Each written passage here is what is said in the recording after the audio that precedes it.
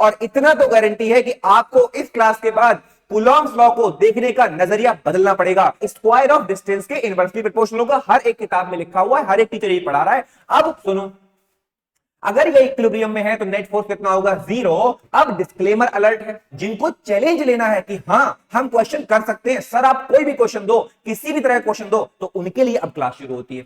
अगर इन दोनों चार्जेस को किसी मीडियम में रख दिया तो उसके केस में हमारी परमिटिविटी बन जाएगी एप्सिलॉन एम। क्या इस फॉर्मूले को अब पूरे में मीडियम नहीं डाला, बट टी थिकनेस की एक प्लेट रख दी। कर लग तो रहा है वेलोसिटी निकल सकती है, बट यहां है dv 1/x², ऊपर जाके x की पावर -2 इंटीग्रेशन -1/x। उससे भी अच्छा क्वेश्चन। क्या बात है भाई, क्लास 11 का फ्रिक्शन घुसा दिया क्लास 12 में। सॉरी 11th क्लास याद में, बहुत बुरी क्लास थी सर, मैंने पढ़ाई नहीं की थी, मैं क्या करूं सर। अब हुई ना बात, इन्हें कहते हैं क्वेश्चंस। अब सर यहां से हम टाइम पीरियड कैसे निकालें? अब कहोगे कि सर क्वेश्चन तो आप मजेदार करा रहे हो, चैलेंज करते हैं। अगर आप चैलेंज एक्सेप्ट करना चाहो तो सारे क्वेश्चन हमारे करके दिखाओ। तो तुम्हें क्या लगता है कि भाई 100 नंबर ऐसे आ जाएंगे? गौरव सर ने तो 51,000 रुपए का प्राइस रखा है, वो ऐसे रख दिया है। अरे सर अभी तो ट्रेलर है, पिक्चर तो अभी बाकी है मेरे दोस्त। हेलो मेरे प्यारे बच्चों, my name is Gaurav Kumar, welcome to physics radar. आज की क्लास होने वाली है कूलॉम्स लॉ पर, और इतना तो गारंटी है कि आपको इस क्लास के बाद कूलॉम्स लॉ को देखने का नजरिया बदलना पड़ेगा। आप कहोगे क्या ऐसा भी हो सकता है? कूलॉम्स लॉ के बेस्ड इस तरह के क्वेश्चन भी बन सकते हैं? तो हां, आप आज की क्लास कंप्लीट करने के बाद प्रो बन जाओगे इस टॉपिक के अंदर। आपको कोई भी डिफिकल्ट से डिफिकल्ट कंसेप्ट आ जाए, इजी से इजी क्वेश्चन आ जाए, सब कुछ आप बहुत जल्दी कर जाओगे। तो करते हैं स्टार्ट हम लोग कूलॉम्स लॉ। देखो कूलॉम्स लॉ है तो बहुत बेसिक सी बात। आपको जानते हो कि अगर हमारे पास कोई भी दो चार्जेस हैं, पॉइंट चार्जेस हैं, एक -q1 है, एक +q2 है, तो भैया देख पॉजिटिव एक नेगेटिव हमेशा एक दूसरे को अट्रैक्ट करते हैं, और एक पॉजिटिव है दूसरा भी पॉजिटिव तो रिपेल करते हैं। नेचुरल लॉस तो यही है, बाकी आप लोग क्या करते हो ये पता नहीं। माइनस माइनस हो सकता है अट्रैक्ट करने लगे हो, प्लस प्लस भी अट्रैक्ट करने लगे हो, ठीक है। तो भैया माइनस प्लस हमेशा करता है अट्रैक्ट, और प्लस प्लस या माइनस माइनस करते हैं रिपेल। बट रिपल्सन या अट्रैक्शन फोर्स तो लग ही रहा है। अब उस फोर्स के मैग्नीट्यूड के बारे में, डायरेक्शन के बारे में बताया था कूलॉम ने। क्या कहा था उन्होंने कहा था कि द फोर्स ऑफ अट्रैक्शन और repulsion between 2 point charges is directly proportional to product of the charges. मतलब Q1 और Q2 के मैग्नीट्यूड के प्रोडक्ट के डायरेक्टली प्रोपोर्शनल होगा, और स्क्वायर ऑफ डिस्टेंस के इनवर्सली प्रोपोर्शनल होगा। हर एक किताब में लिखा हुआ है, हर एक टीचर यही पढ़ा रहा है, और सब जानते हैं कि यही है। यानी कि F equal to K Q1 Q2 upon R² होता है, जहां पर K की वैल्यू 1/4 पाई एप्सिलॉन नॉट होती है। Epsilon not permittivity of free space होता है, और हम जानते हैं कि भैया तो ये एप्सिलॉन नॉट है, इसकी वैल्यू तो 8.85 10⁻12 होती है, बट जो K हमने लगाया प्रोपोर्शनलिटी कांस्टेंट, उसकी वैल्यू 9 × 10⁻9 होती है। हर जगह रटा हुआ है, लिखते हो, पढ़ते हो, क्वेश्चंस में अप्लाई करते हो। बट कुछ पॉइंट्स हैं जो आपको पता होने चाहिए। क्या कि भाई ये जो दो चार्जेस है ना, इन दोनों के बीच जो फोर्स लग रहा है वो दोनों इक्वल भी हैं और अपोजिट भी हैं। ये भी पता है हमें। इक्वल और अपोजिट फोर्सेस को बोलते हैं एक्शन रिएक्शन पेयर। क्या होते हैं बताओ? वो एक्शन रिएक्शन होते हैं।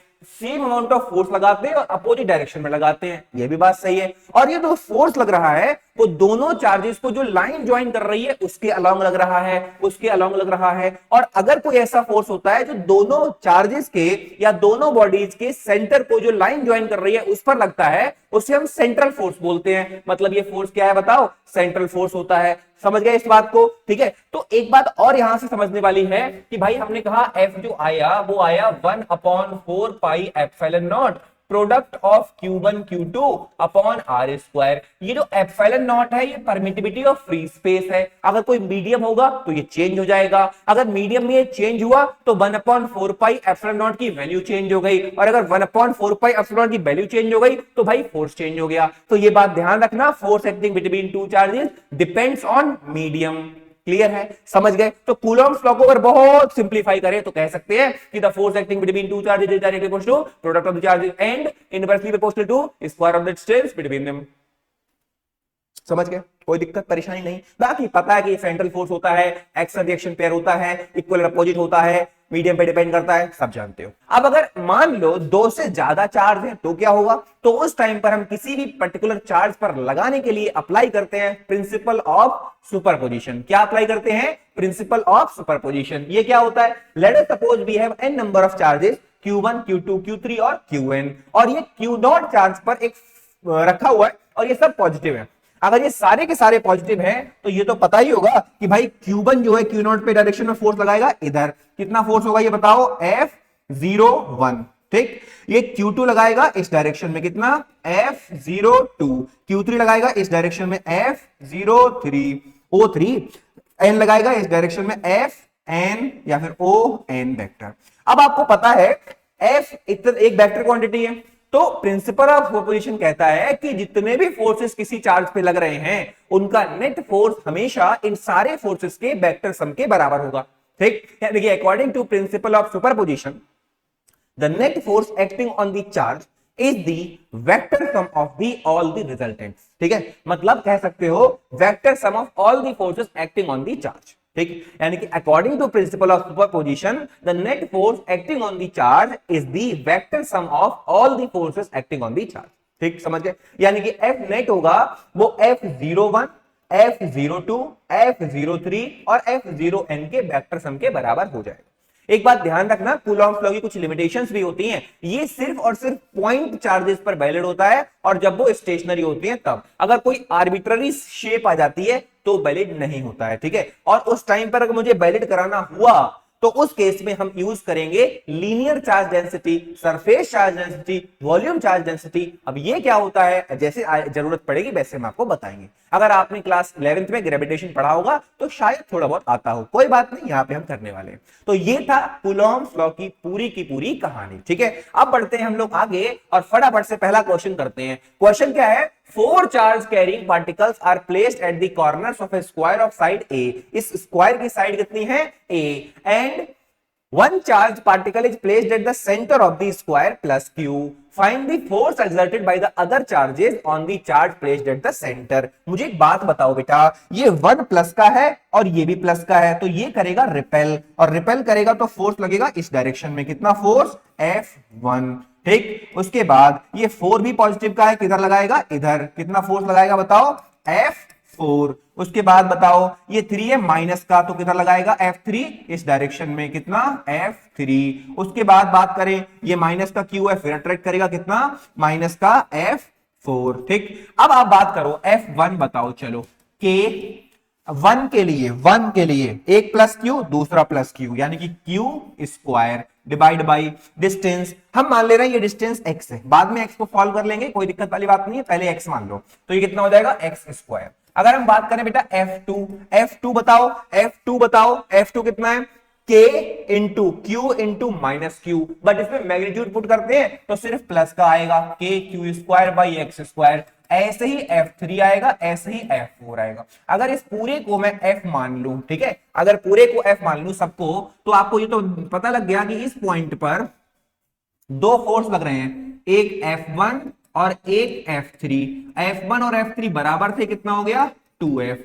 और इधर भी 2 फोर्स लग रहे हैं, कौन से, F2 और F4, दोनों बराबर थे, कितना हो गया, 2F। दोनों के बीच में एंगल कितना है, 90। अगर 90 डिग्री पे जब एंगल लगते हैं तो रिजल्टेंट निकालने के लिए क्या यूज करते हैं, under root of A square plus B square plus 2AB cos theta, resultant of 2 vectors, यानी कि under root of 2F square plus 2F square plus 2 into 2F into 2F into cos 90 0, ये बचा कितना, √2 times F।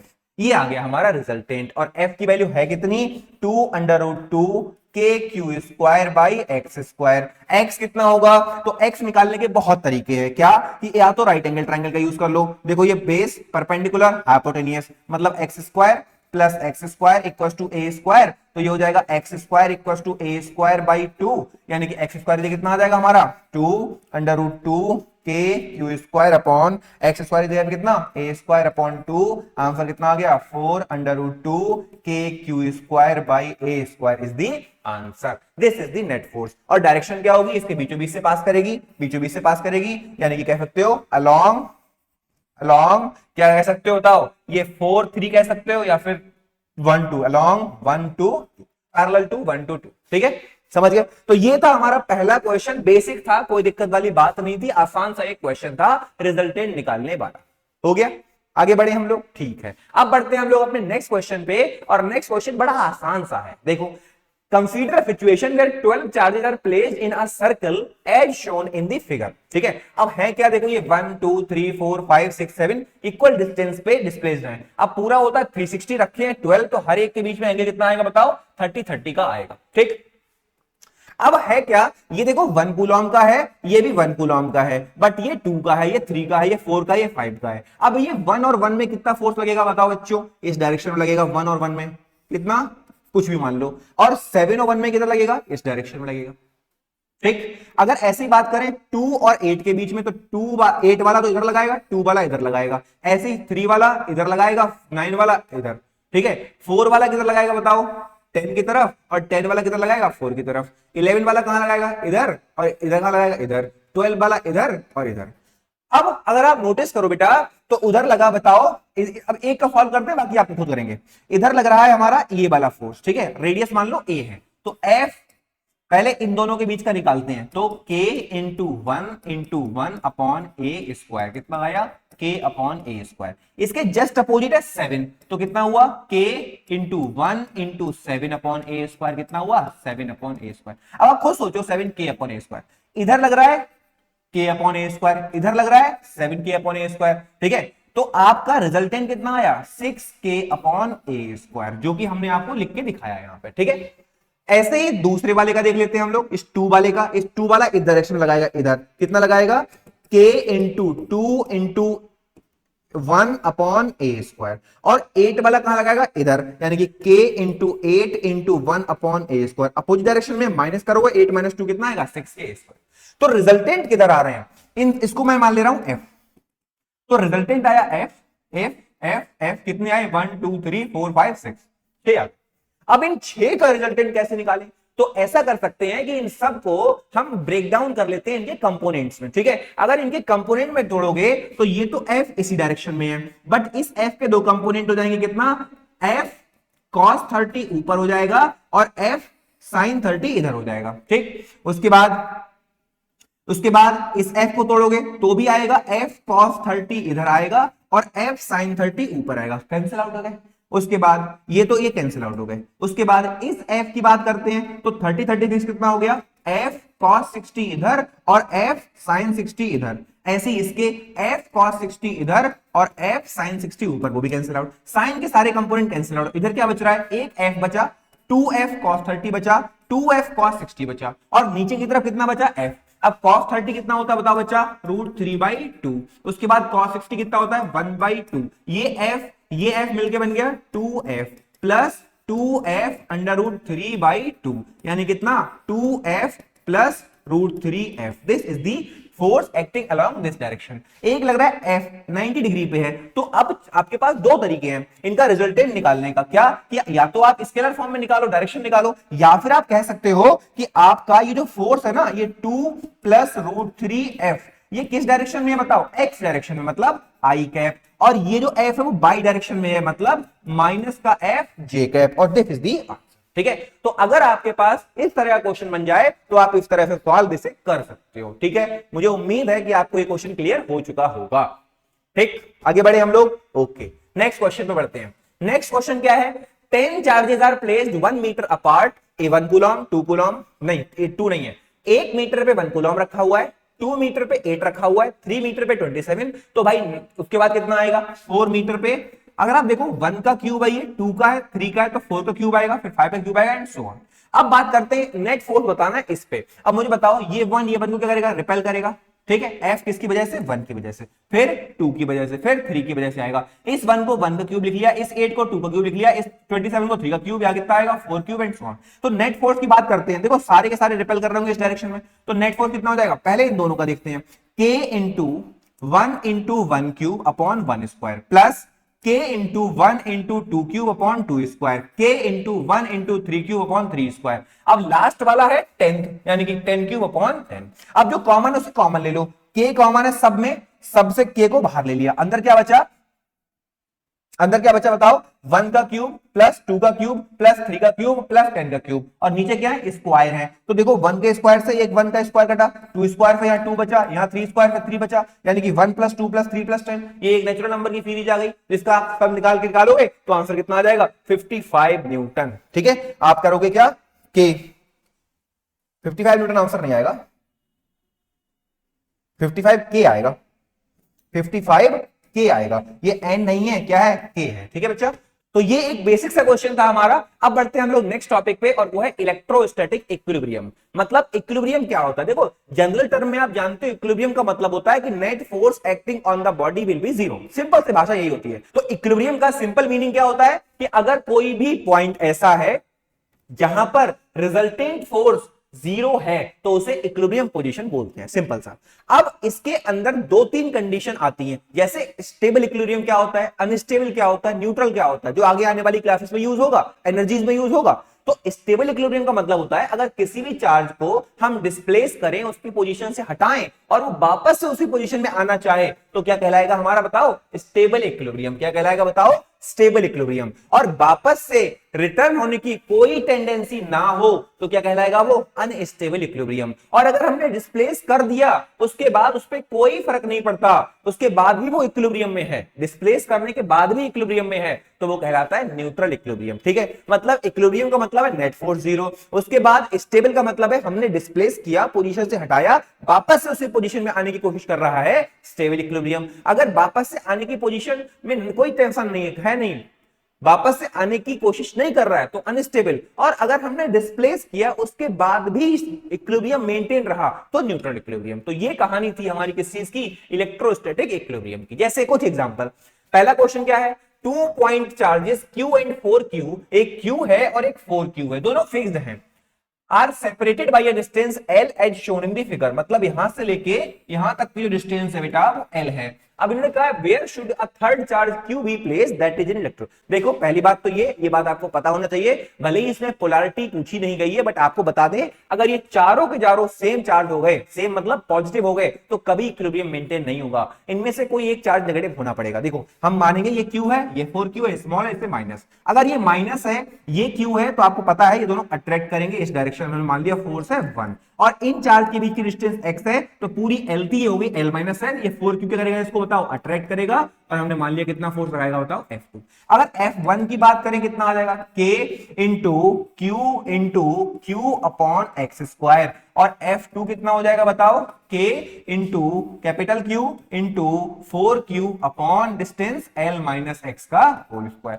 अब सुनो, अगर ये equilibrium में है तो नेट फोर्स कितना होगा, जीरो, मतलब F1 और F2 आपस में बराबर होंगे। F1 कितना आया था, Q अपॉन एक्स स्क्वायर, और F2 कितना आया, KQ into 4Q upon L minus X का होल स्क्वायर। कुछ होशियार होंगे वो क्या करेंगे, होल स्क्वायर खोलने की कोशिश करेंगे और आंसर तभी गलत हो जाएगा और प्रॉब्लम आएगी। 4 को लिख लो बेटा 2 अपॉन, यहां हो जाएगा L माइनस एक्स का होल स्क्वायर, स्क्वायर हटा दो या स्क्वायर रूट ले लो, जो मर्जी कर लो। 1 upon X equal to 2 upon L minus X, cross multiply कर लेना, L minus X equal to 2x, तो ये हो जाएगा L इक्वल टू 3x, तो हम कह सकते हैं x equal to L by 3 is the answer. यानी कि L बाई 3 डिस्टेंस पर अगर Q चार्ज से रख देंगे तो आंसर हमारा मतलब जो चार्ज होगा इक्विलिब्रियम में आ जाएगा।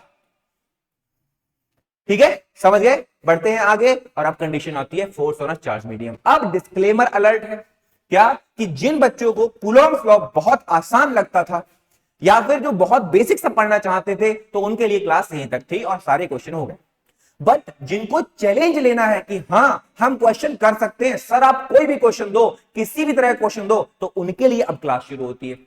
उन बच्चों के लिए स्पेशली जो बच्चे अपने आप को अभी समझ रहे हैं कि हम प्रो हैं, देखते हैं कि आप कितना क्वेश्चन कर पाते हो। ये एक चैलेंज है कि जितने क्वेश्चन हम क्लास में अटेम्प्ट कर रहे हैं आप करके दिखाएंगे और आप कमेंट बॉक्स में आंसर भी डालेंगे। ठीक है, तो अब बात करते हैं हम अपने टॉपिक पर वापस आते हैं, और वो है force on a charge in a medium. हमने कहा कि दो चार्जेस थे, एक Q1 था, एक Q2 था, वैक्यूम में रखे थे, दोनों के बीच लगने वाला force K Q1 Q2 by R square था, जहां पे K की वैल्यू 1/4 बाई एप्सिलॉन नॉट थी। ठीक, अब बात करते हैं, अगर मान लो ये मीडियम में आ गया तो इसकी वैल्यू कितनी हो जाएगी, तो मीडियम की परमिटिविटी हो गई एप्सिलॉन एम, तो वहां जाएगा 1/4 pi epsilon M Q1 Q2 by R square. कोई दिक्कत नहीं, देखो ये हमारे पास वैक्यूम में रखे हुए थे तो फोर्स था 1/4 pi epsilon naught Q1 Q2 by R square, जहां पे एप्सिलॉन नॉट की वैल्यू होती है 8.85 into 10⁻12 coulomb square per newton metre square. अगर इन दोनों चार्जेस को किसी मीडियम में रख दिया तो उसके केस में हमारी परमिटिविटी बन जाएगी एप्सिलॉन एम। क्या बन जाएगी यहाँ पे, एप्सिलॉन एम। तो हमारा जो F इक्वल टू के Q1 Q2 by R square था, इस K की जगह कितना आएगा 1/4 pi epsilon M Q1 Q2 by R square. Done, कोई दिक्कत वाली बात नहीं। बट ये एप्सिलॉन एम निकालोगे कैसे, तो इसे निकालने के लिए हम यूज करेंगे रिलेटिव परमिटिविटी का कांसेप्ट। रिलेटिव का मतलब होता है किसी एक के रिस्पेक्ट में। रिलेटिव परमिटिविटी होती है permittivity of the medium to the permittivity of vacuum या फिर फ्री स्पेस। अगर मुझे यहां से एप्सिलॉन एम की वैल्यू निकालनी पड़ी तो कर दोगे तुम क्रॉस मल्टीप्लाई और आएगा एप्सिलॉन आर एप्सिलॉन नॉट। ठीक है, ऐसे समझ गए, यानी कि एप्सिलॉन एम कितना आ जाएगा, एप्सिलॉन आर एप्सिलॉन नॉट। ठीक है, एप्सिलॉन एम कितना आ जाएगा, epsilon M equal to epsilon R epsilon naught. अब इसी को फर्दर अगर सॉल्व करोगे फोर्स के फॉर्म में, तो फोर्स अपॉन फोर्स मीडियम भी एप्सिलॉन आर के बराबर होता है। इसी एप्सिलॉन आर को आगे जाके हम लोग बोलेंगे डाई इलेक्ट्रिक कांस्टेंट। क्या बोलेंगे बताओ, डाई इलेक्ट्रिक कांस्टेंट। डन, ठीक है।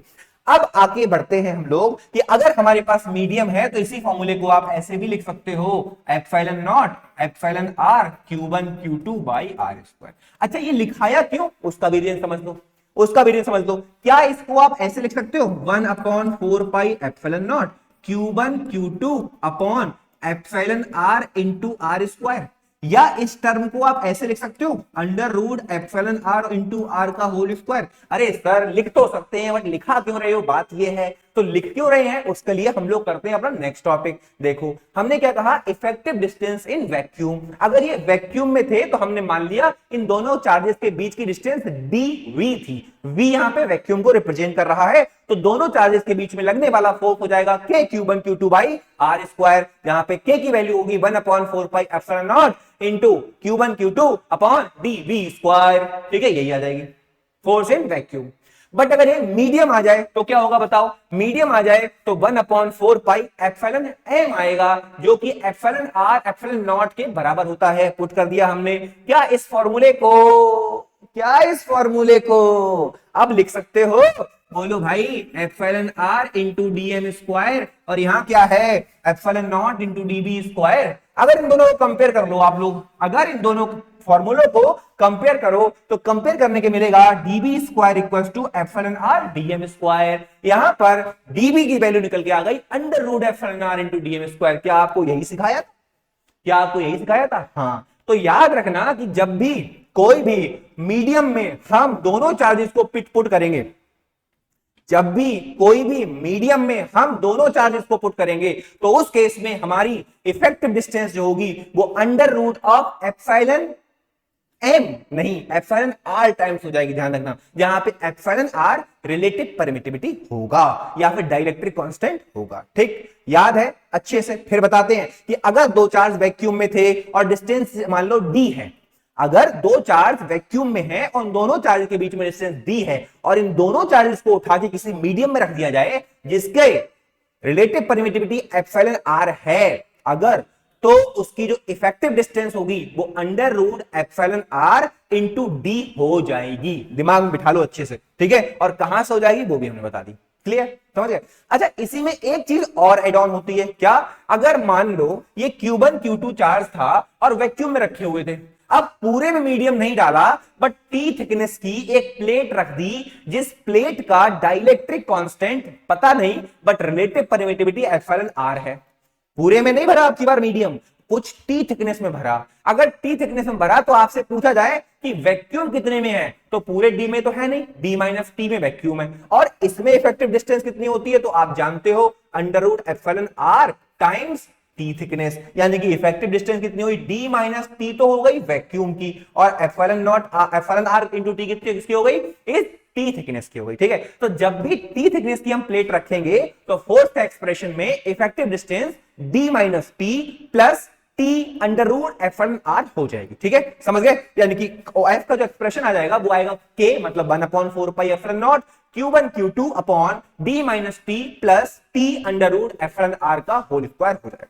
मुझे उम्मीद है कि यहां तक आपको क्लियर होगा। सर ये तो क्लियर है, क्या और कुछ भी बन सकता है? हाँ भाई बिल्कुल बन सकता है। एक क्वेश्चन है छोटा सा, और वो क्वेश्चन क्या है, देखो Q1 Q2 चार्ज है भाई, लैंग्वेज ऊपर लिखी हुई है, पढ़ लेना, कोई दिक्कत वाली बात नहीं, स्क्रीनशॉट लेना। चलो मैं झुक जाता हूं नीचे, ठीक है, अब तो ले लिया होगा।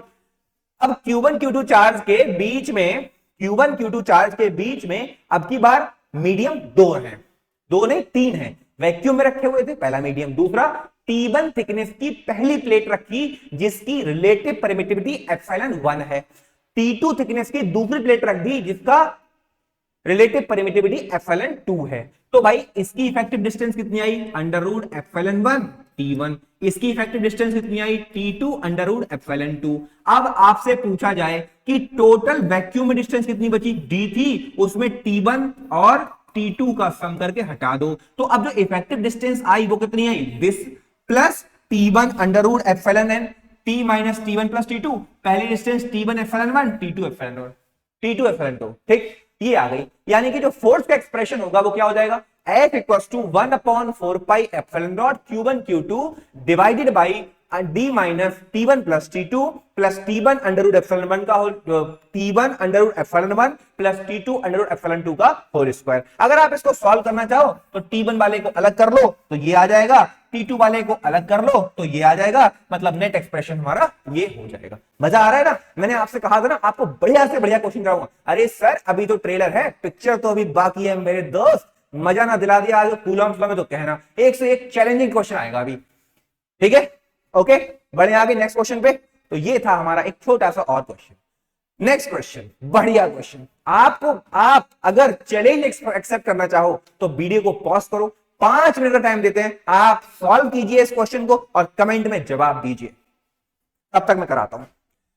If a point charge Q1 is fixed and a point charge Q2 is released at a distance R1, ये R1 पे था, फ्रॉम Q1 एज शोन, ठीक है। अब देखो पूरी लैंग्वेज लिखी हुई है, पढ़ ली होगी, अब इसका मीनिंग समझो। एक चार्ज है फिक्स्ड है और Q2 जो है वो R1 डिस्टेंस पे है, और ये चार्ज जो है वो फिक्स्ड नहीं है, पॉजिटिव चार्ज होगा तो रिपेल होगा, जैसे ही इसको हम रिपेल कर छोड़ेंगे, इसको जैसे ही छोड़ेंगे तो ये दूर जाना चाहेगा, बोलो हाँ या ना, ले जाएगा। अरे भाई यही तो कह रहा है कि जब ये दूर जाएगा तो जब वो R2 डिस्टेंस पे पहुंच चुका है तो इसकी वेलोसिटी बताइए। अरे सर फोर्स पता है K Q1 Q2 by R square, ये कहां से आ गई वेलोसिटी? तो यही तो खास बात है, कूलॉम्स लॉ में चैलेंजिंग क्वेश्चन ऐसे ही तो बनते हैं। अब देखो इतना चैलेंजिंग तो नहीं है बट है जरूर। देखो भाई F किसके बराबर हो गया बताओ, जब हमने मान लिया ये Q2 चार्ज यहां से उठ के X डिस्टेंस पे पहुंच गया, कितनी डिस्टेंस पे पहुंच गया बताओ, X डिस्टेंस पे पहुंच गया, तो इन दोनों के बीच में अब फोर्स कितना हो गया, K Q1 Q2 by X square, force कितना हो गया, K Q1 Q2 by R square. क्या आपको ये बात पता है कि जो फोर्स होता है वो मास इंटू एक्सेलरेशन भी होता है? हाँ जी सर पता है, तो इस F की जगह क्या लिख दो, mass into acceleration equals to, इन्होंने कैपिटल के लिया है तो हम भी कैपिटल लेंगे, हम किसी से कम थोड़ी है, Q1 Q2 by X square. अगर बात करें बेटा M छोड़ दो कोई बात नहीं, क्या एक्सेलरेशन और वेलोसिटी में कोई रिलेशन पता है? हाँ जी पता है सर, क्या होता है sir, V minus U upon T। अरे भाई थोड़े बड़े हो जाओ, यहाँ पे इंटीग्रेशन डिफरेंशिएशन नाम की कोई चीज होती है, एक्सेलरेशन होता है dV by dt equals to K Q1 Q2 by X square, ठीक है। अब अगर बात करें टाइम के बारे में कोई इंफॉर्मेशन नहीं है तो हमें हटाना पड़ेगा, तो ऐसा करते हैं, इसको x से मल्टीप्लाई मतलब dx से मल्टीप्लाई और dx से डिवाइड कर देते हैं। अब मुझे बताओ ये dx और dt अलग कर लो, ये हो गया dx upon dt into dv upon dx into dv upon dx, और एक मास था, इस मास को नीचे ले आओ, ये हो जाएगा K Q1 Q2, बच्चों हो सकता है कहीं पे मैं स्मॉल k लिख दूं, आप इसको समझ जाना, mx स्क्वायर। बताओ भाई dx upon dt displacement upon time क्या बन गया, वेलोसिटी इंटू dv, dx को इधर ले जाओ, K Q1 Q2 by mx square into dx। Sir लग तो रहा है वेलोसिटी निकल सकती है बट यहां है dv, अब dv से v निकालना है तो क्या करना पड़ेगा, इंटीग्रेशन, ऑन इंटीग्रेटिंग, आपको नजर आ रहा होगा यहां पे लिखा हुआ है ऑन इंटीग्रेटिंग, अगर हम यहां इंटीग्रेट कर देंगे ये रेस्ट से स्टार्ट होगा, यानी कि v dv लिमिट 0 से v इक्वल टू इंटीग्रेशन के q1 q2 by M X square into D X. बताओ लिमिट बच्चों, ये r1 से जा रहा है r2 तक पहुंचेगा, तो लिमिट लगा दो r1 से r2। v का इंटीग्रेशन v स्क्वायर अपॉन 2, ठीक है, लिमिट 0 से v equal to k constant, q1 constant, q2 constant, m constant, 1 upon X square, ऊपर जाके x की पावर -2 इंटीग्रेशन -1 अपॉन x। पता है भाई, इंटीग्रेशन पढ़ लो, x की पावर n का क्या होता है, x की power n plus 1 upon x की power n plus 1 upon n plus 1 plus capital C। अब ये हो जाएगा माइनस का 1 अपॉन एक्स, लिमिट कहां से, r1 से r2, ठीक है। अब ये हो जाएगा upper limit v square upon 2, lower limit 0 square upon 2, okay. यहां आ गया k q1 q2 upon m, limit पहले upper limit -1 upon r2 minus lower limit minus minus plus 1 upon r1। ये हो गया v स्क्वायर इक्वल टू, ये 2 उधर ले जाओ तो ये हो जाएगा 2k q1 q2 upon m in bracket 1 upon r1 minus 1 upon r2।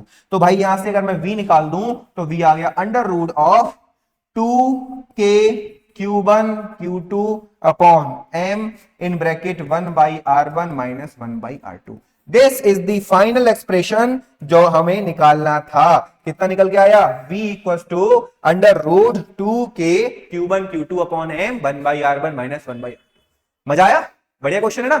ऐसे ही चैलेंजिंग क्वेश्चन आपको मिलते रहेंगे फिजिक्स रडार के अंदर, क्योंकि सीबीएसई और जेई कब मेहरबान हो जाए आप पर बढ़िया बढ़िया क्वेश्चन देने के लिए, तो आपको नहीं पता। हर साल फिर आप रहोगे कि सर ऐसे क्वेश्चन भी आ गए, इतना डिफिकल्ट आ गए, एडवांस लेवल के आ गए। अरे भाई एडवांस लेवल के करेंगे क्लास में हम क्वेश्चन, सिर्फ आसान आसान क्वेश्चन नहीं, एक से एक बढ़िया क्वेश्चन करेंगे। करिए नेक्स्ट क्वेश्चन बच्चों, ठीक है। नेक्स्ट क्वेश्चन देखो, नेक्स्ट क्वेश्चन है, two blocks carrying charges Q1 and Q2 are fixed separated by a distance L if the mass of Q2 is m, इसका मास m है, and the coefficient of friction। वाह भाई वाह, मजा आ गया, friction class 11th का लगा दिया इसमें। यही चाहती है सीबीएसई कि भाई हम एप्लीकेशन बेस्ड क्वेश्चन करें, सिर्फ और सिर्फ फॉर्मूले बेस्ड नहीं। तो एक कंसेप्ट के बेस पर दूसरा कंसेप्ट भी अप्लाई करना आना चाहिए। सर 11th क्लास याद में बहुत बुरी क्लास थी सर, मैंने पढ़ाई नहीं की थी, मैं क्या करूं सर कमेंट करो, बताओ जल्दी से कौन सा टॉपिक पढ़ना है 11th का, हम पढ़ाएंगे, तुमको परेशान नहीं होते बिल्कुल भी, ठीक है, परेशान वाली बात नहीं है, हम करेंगे, जरूर करेंगे। 12th क्लास में 100 नंबर लाने, 51 नंबर लेने, सर इतनी बातें नहीं, सर बिल्कुल बताना मत, ठीक है। तो भाई ये Q1 है Q2 है, ठीक है। अभी हमने माने दोनों पॉजिटिव, दोनों पॉजिटिव है। अगर ये पॉजिटिव होगा तो भाई ये Q1 क्या करेगा, इसको रिपेल करेगा, तो इलेक्ट्रोस्टैटिक फोर्स कहां लगेगा, बाहर की तरफ, और रिपेल करेगा तो दूर जाएगा, दूर जाना चाहेगा तो फोर्स ऑफ फ्रिक्शन कहां लगेगा, इधर। नॉर्मल डायरेक्शन कहां लगेगी, ऊपर। इसका एमजी कंपोनेंट कहां लगेगा, नीचे। सर फ्री बॉडी डायग्राम सीखा हो, भाई तो था क्लास 11 फ्री बॉडी डायग्राम पता होगा, ठीक है। यानी कि इलेक्ट्रोस्टैटिक फोर्स तो पता ही है हमें कितना, K Q1 Q2 upon L square. अब ये जो इलेक्ट्रोस्टैटिक फोर्स है ना हमारा Fe, अगर इसकी वैल्यू Fs मैक्स जो कि हुआ करता था लिमिटिंग फ्रिक्शन, उससे कम है तो मूव नहीं, जस्ट बराबर हो जाए तो जस्ट मूव करना शुरू हो जाएगा। मतलब अगर हमें इलेक्ट्रोस्टैटिक फोर्स कम है तब तक मूव नहीं होगा, जस्ट स्टार्ट्स टू मूव का मतलब है कि ये Fs मैक्स की वैल्यू Fe से जब तक ज्यादा है तब तक मूव नहीं करेगा, यानी कि ये कंडीशन हमारी सेटिस्फाई कर रही होगी। अगर मूव कराना है तो भाई बढ़ा दो इसकी वैल्यू या फिर इक्वल कर दो, ठीक है। यानी कि हम कह सकते हैं उस केस में Fe कितना है बताओ, K Q1 Q2 upon L square, इसकी वैल्यू Fs मैक्स जो कि हुआ करता था म्यू mg के बराबर। यहां से Q2 निकाल लो, ये Q2 आया हमारा mu mg L square upon K Q1, यानी कि Q2 की मिनिमम वैल्यू इतनी है हमारी, या फिर इक्वल टू, यानी कि Q2 जो होगा वो कितना होगा बताओ, mu mg L square upon K Q1 से छोटा। अगर हम यही नेगेटिव ले लें तो अट्रैक्टिव नेचर हो जाएगा, मतलब minus K mu mg L square upon K Q1 से बड़ा। तो Q2 हमारा अगर इतना है तो हम कह सकते हैं कि नेट हमारा ये मूवमेंट स्टार्ट हो जाए, जस्ट स्टार्ट टू मूव की कंडीशन होती है। अगर अब भी सी बात है, अगर Fe की वैल्यू Fs मैक्स से बड़ी हो गई तो मूव करना स्टार्ट कर ही देगा, रुका तब तक रहेगा जब तक ये वैल्यू है, जब तक रुका रहेगा, ठीक है, समझ गए, वो कंडीशन बतानी है। क्लियर है, ये होते हैं क्वेश्चन, एक कंसेप्ट पर दूसरा कंसेप्ट लगाने वाला। Next question, 2 point charges Q each are separated by a distance 2L as shown in the figure। If a third charge q of mass m as shown is slightly displaced along the line joining the two charges and released, find the time period. Yeah. अब हुई ना बात, इन्हें कहते हैं questions. क्या चुन्नू मुन्ने से क्वेश्चन करते रहते हो कि भाई 1 coulomb 2 coulomb 1 metre distance put करो मोबाइल चलाओ, ये भी क्वेश्चन होते हैं। यहां होते क्वेश्चन जहां पे आप लगाओगे दिमाग, आपको पता लगेगा क्वेश्चन का लेवल क्या होता है। देखो Q charge Q charge Q charge सब कुछ बैलेंस था, जैसे ही इस क्यू को थोड़ा सा डिस्प्लेस किया, इसने क्या कहा, रिपेल, वापस आएगा। ये क्या करेगा फिर, इसको रिपेल, मतलब ये ऑसिलेट करना शुरू कर देगा। और जब ये ऑसिलेट करना शुरू कर देगा तो हमें बताना है कि उस केस में कि इसका टाइम पीरियड कितना होगा। सर ऑसिलेशन क्लास 11th में पढ़े थे, एसएचएम, वही तो कंसेप्ट है। देखते हैं, अगर इस क्यू चार्ज को डिस्प्लेस कर दिया यहां पे, अब जरा हम फोर्स देखते हैं इन दोनों में कितना लगेगा। यानी कि एफ नेट जो होगा, एफ नेट वो कितना होगा बताओ। एक तो इसका होगा कितना, के क्यू क्यू डिवाइडेड बाई इन दोनों के बीच की डिस्टेंस एल प्लस एक्स का होल स्क्वायर, ठीक। और ये क्या करेगा, इसको बताओ, रिपेल, मतलब माइनस का आएगा, माइनस का के इंटू क्यू डिवाइड बाई। अब ये डिस्टेंस कितनी बची टोटल, ये एल थी तो ये भी एल थी, ये एक्स आ गई तो कितनी बच गई, एल माइनस एक्स का होल। करो सॉल्व भाई इसको, पहले तो एफ नेट निकालते हैं। F net equal to K Q Q common, अंदर क्या बचा 1 अपॉन एल प्लस एक्स का whole square minus 1 upon L minus X का होल स्क्वायर।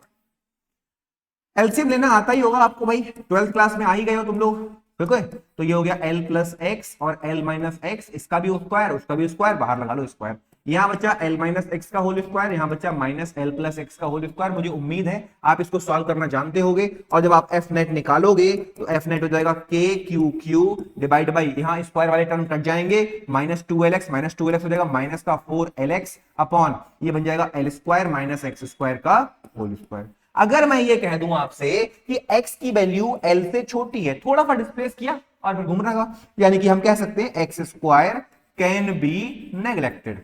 ना करोगे तब भी होगा, ऐसा नहीं होगा, हम आसान कर लेते थोड़ा सा। एफ नेट आ गया कितना, के क्यू क्यू और माइनस का 4lx अपॉन एल स्क्वायर की पावर स्क्वायर मतलब पावर 4, यहां क्या बचा क्यू, तो ये कर लो माइनस का 4k Q Q X upon L cube, इतना आया नेट। अगर हमें टाइम पीरियड निकालना है तो पहले कुछ और कंडीशन पता होनी चाहिए, क्या, वो देखो। एफ होता है हमारा मास इंटू एक्सेलरेशन के बराबर, कितना, माइनस का 4k Q Q into X upon L cube. यहां से अगर मैं एम नीचे लेके जाऊं तो एक्सेलरेशन हो जाएगा माइनस का 4k Q Q into X upon L cube into M, कोई दिक्कत नहीं था, एक्सेलरेशन आ गया। अब सर यहां से हम टाइम पीरियड कैसे निकालें, तो भाई जब भी कोई भी ऑब्जेक्ट सिंपल हार्मोनिक मोशन में होता है तो जो एक्सेलरेशन होता है वो उसका माइनस का ओमेगा स्क्वायर एक्स के बराबर होता है ना। यानी कि एक्सेलरेशन किसके बराबर होता है, माइनस का ओमेगा स्क्वायर एक्स के बराबर होता है, माइनस का 4k Q Q X upon M L cube. X से एक्स गया, माइनस से माइनस गया, तो यहां से जो ओमेगा आया वो आया under root of 4k Q Q upon M L Q. अब ओमेगा जो होता है वो किसके बराबर होता है, 2 pi upon T equal to 4 है, बाहर निकाल लो 2 हो जाएगा, under root K Q Q upon M L cube, 2 से 2 कट गया तो यह आ गया टी इक्वल टू, उल्टा कर लेंगे इसको, t equal to 1 upon pi, नहीं कुछ गड़बड़ तो नहीं हो रहा, t equals to pi under root m L cube upon k q cube. This is the time period.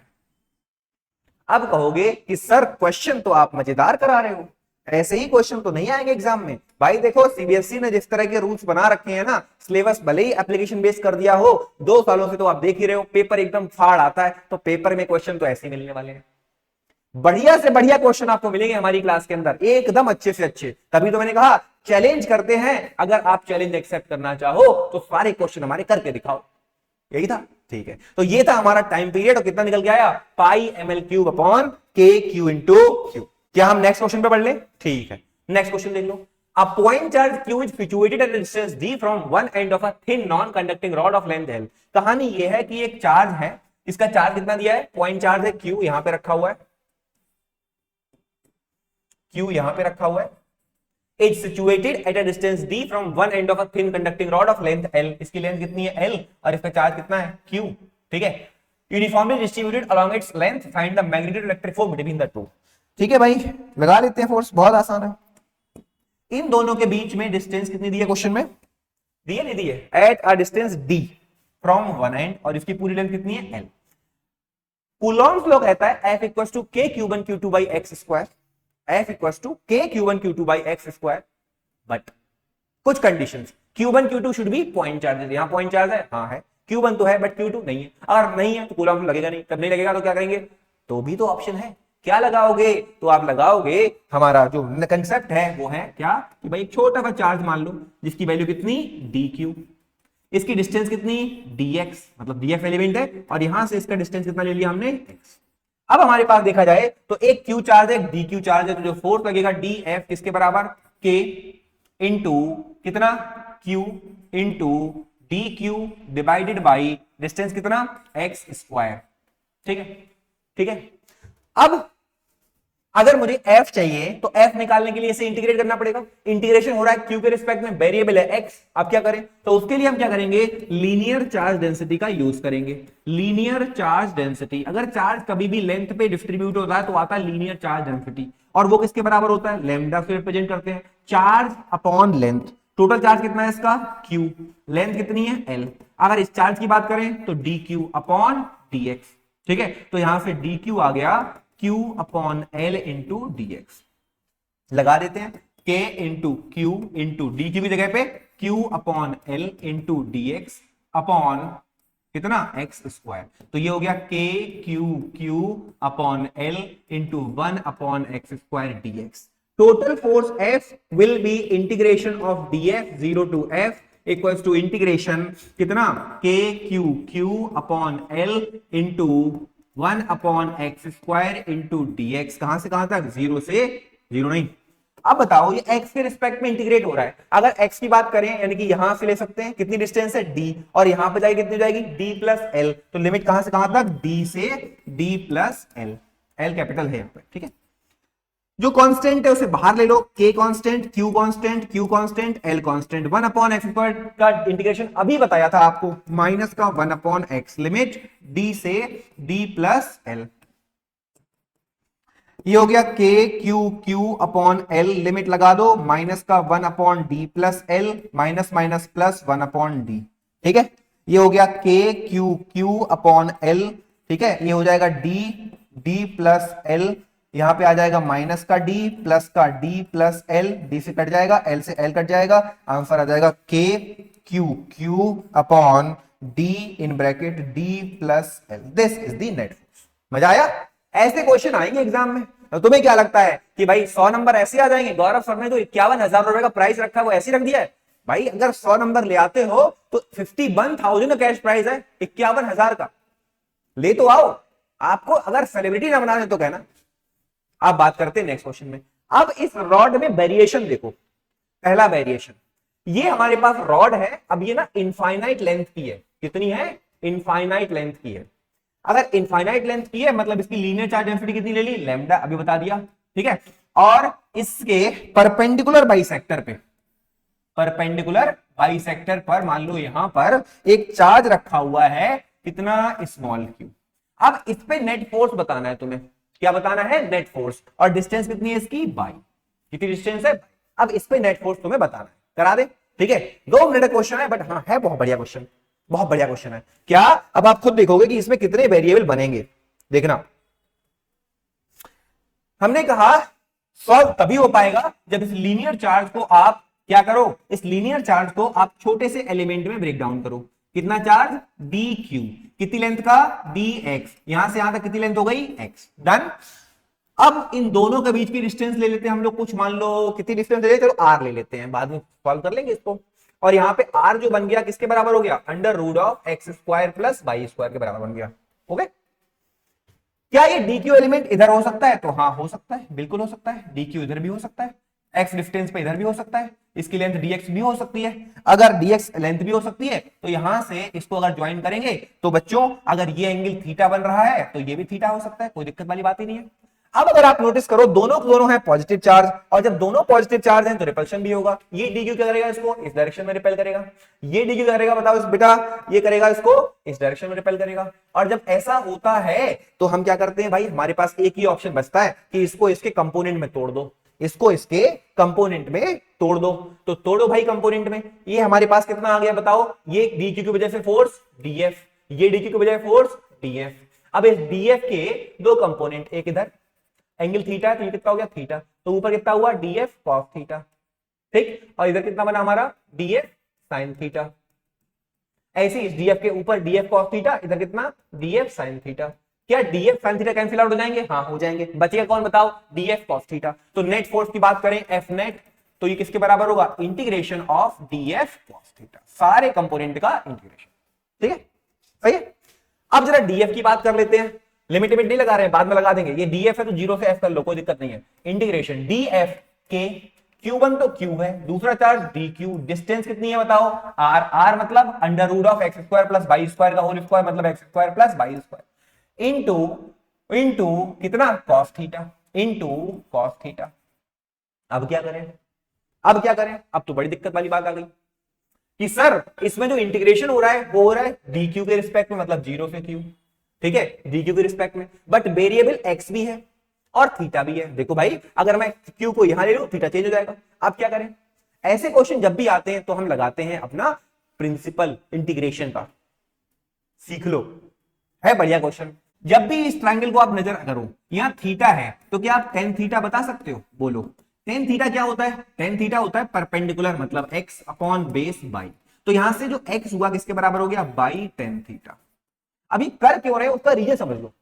Integration तभी पॉसिबल हो जब उसके अंदर सिर्फ एक वेरिएबल हो और उसी के रिस्पेक्ट में इंटीग्रेशन हो रहा हो। इसमें इंटीग्रेशन हो रहा है Q के रिस्पेक्ट में, बट इसके साथ ही साथ थीटा भी तो वेरिएबल है। इस DQ को मैं आगे ले लूं तो थीटा चेंज, इधर ले लूं थीटा चेंज, और x भी चेंज, कितने वेरिएबल हो गए DQ थीटा x।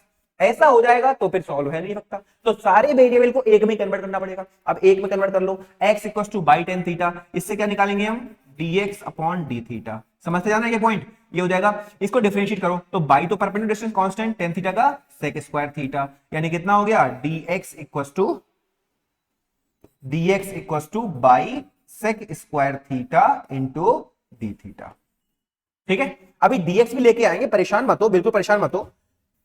dx कैसे आएगा, इस पूरे को अगर हम बात करें इसकी linear charge density lambda, lambda किसके बराबर है बताओ dq अपॉन dx, हो गया।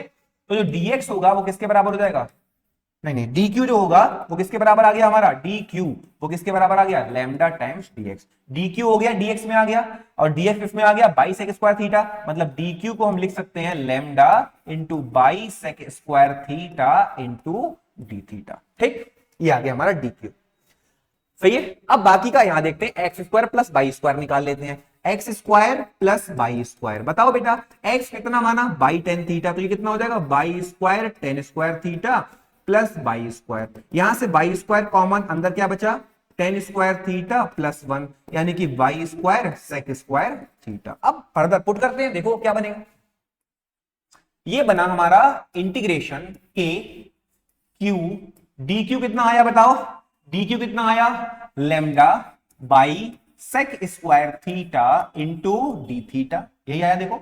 और उसके बाद कॉस थीटा है, छोड़ देते हैं, कोई दिक्कत वाली बात नहीं, ऐसे ही छोड़ देते हैं। हमने के था क्यू था DQ था cos theta upon X square plus by square कितना आया by square sec square theta, by square sec square theta, ये भी छोड़ देते हैं ऐसे ही। सेक स्क्वायर थीटा सेक से कट कर गया, ठीक है, बाई से एक बाई कट गया। अब थीटा के रिस्पेक्ट में आ गया ये, ठीक है। अगर थीटा की बात करें बेटा तो ये ध्यान से समझना, ये थीटा यहां पे अगर मैं इसको इधर लेके जाऊं तो ये पूरा एंगल कितना बना बताओ 90, इधर भी कितना बना 90, यानी कि इसका जो इंटीग्रेशन होगा वो हमेशा 90 डिग्री से इधर 90 तक होगा, यानी कि plus pi by two minus pi by two के केस बनेगा, यानी कि इंटीग्रेट कर दो माइनस पाई बाई टू से प्लस का पाई बाई टू, ठीक है, लगाओ सॉल्व। f इक्वल टू जो कांस्टेंट बाहर निकाल दो k into Q into lambda upon by, अंदर क्या बचा इंटीग्रेशन किसका माइनस पाई बाई टू से प्लस का pi by two into cos theta into D theta, ठीक है, यानी कि f equal to K Q lambda upon by cos theta का इंटीग्रेशन बताओ बच्चों साइन थीटा, कहां से कहां तक, -π/2 से प्लस का π/2। के क्यू लैम्डा क्या हो गया भाई, बाई है नीचे ना, लैम्डा थोड़ी है, के क्यू लैम्डा अपॉन बाई, अंदर क्या बचा, साइन π/2 माइनस साइन -π/2। भाई ये देखो होता है 1, यानी कि f equals to K Q lambda upon by sine 91 minus -1 plus 1। Answer कितना आया, 2k Q lambda upon by. This is the net force. तो यानी कि जो f नेट निकल के आ गया हमारा, f कितना आया, 2k Q lambda upon by. ठीक है, कितना आ गया, 2k Q lambda upon by. बढ़िया क्वेश्चन था गुरु, मजा आया होगा मुझे उम्मीद है, बहुत अच्छा क्वेश्चन है ये। ठीक है, तो इस तरह के क्वेश्चन बनते हैं हमारे। करें नेक्स्ट क्वेश्चन, अटेम्प्ट करें। हाँ कुछ नहीं, इसमें वेरिएबल इतने आ जाते हैं कि बच्चे हो जाते हैं कंफ्यूज, इसीलिए हमें क्या करना होता है, सारे वेरिएबल्स को एक ही वेरिएबल में कन्वर्ट करना पड़ता है। ठीक है, आगे बढ़ लेते हैं हम लोग नेक्स्ट क्वेश्चन पे। अच्छा, इसी रॉड वाले क्वेश्चन में कई सारी वेरायटी बनती है, जरा आप बताओगे कैसे करोगे। नेक्स्ट क्वेश्चन में हम क्या कर रहे हैं, यही रॉड है, बट ये अब की बार इनफाइनाइट लेंथ की नहीं है, अब की बार लेंथ है इसकी L। कितनी लेंथ है बताओ, L। और इससे बाई डिस्टेंस पर कोई एक चार्ज है Q। यहां पर अब की बार तुमको फोर्स बताना है, क्या बताना है, F एट Q। डन, बताओगे, आप करोगे सॉल्व सेम अप्रोच से और मुझे कमेंट बॉक्स में इसका आंसर बताओगे। देखते हैं कौन बता के आता है। ठीक है, जल्दी से बताओगे आप इसका आंसर, निकाल के दिखाओगे। इसी का एक वैरायटी और भी आ जाती है। एक क्वेश्चन ये हो गया आपका जो कमेंट में आप आंसर देंगे, एक क्वेश्चन ये जाता है, और एक क्वेश्चन ये होता है कि भाई इसकी लेंथ तो L है। अच्छा हाँ, पिछले वाले में चार्ज दिया था हमने, चार्ज इसका Q है, कैपिटल Q है, लेंथ L है, चार्ज QL। ठीक है, अब इसके ना बीच से परपेंडिकुलर बाइफैक्टर पे नहीं, अब की बार यहां पे बाई डिस्टेंस पर एक चार्ज रखा है Q। अब की बार इस पे फोर्स बताओ। ठीक है, अब की बार इस पे फोर्स बताओ। ये दो क्वेश्चन है जो मैं आपको दे रहा हूं, और आपको इन दोनों क्वेश्चन को सॉल्व करके चैलेंज एक्सेप्ट करना है, कंप्लीट करना है, कमेंट में आंसर बताने हैं। नहीं होंगे मैं बताऊंगा, बट आपको समझ देता हूं, कमेंट में आंसर बताएंगे आप। कर लोगे, समझ गए ना बच्चों। ठीक है, अच्छा ये थी हमारी आज की क्लास। अगर आपको हमारी क्लास में मजा आया, अगर लगता हो कि हाँ कुछ नया समझाया गया, बढ़िया समझाया गया, तो हमारे ऑनलाइन क्लासेस भी चलते हैं और ऑफलाइन क्लासेस भी चलते हैं। ऑफलाइन क्लासेस की डिटेल आपको यहां मिल जाएगी इस नंबर पे, और अगर ऑनलाइन क्लास हमारी अटेंड करनी है, ऑनलाइन क्लास परचेज करना है, तो हमारी वेबसाइट पर जाइए और इस पर आपको ऑनलाइन कोर्सेज में मिल जाएगा। ठीक है बच्चों, आपको जिस भी टॉपिक में डाउट हो, प्रॉब्लम हो, हमें बताइए, हम उसे जरूर सॉल्व करेंगे। मिलते हैं बच्चों अपने नेक्स्ट क्लास में, तब तक के लिए पढ़ाई जरूर करें। 12th का पेपर बहुत टफ आएगा, ध्यान रखना, मैं पहले से कह रहा हूं। थैंक यू बच्चों फॉर अटेंडिंग द क्लास।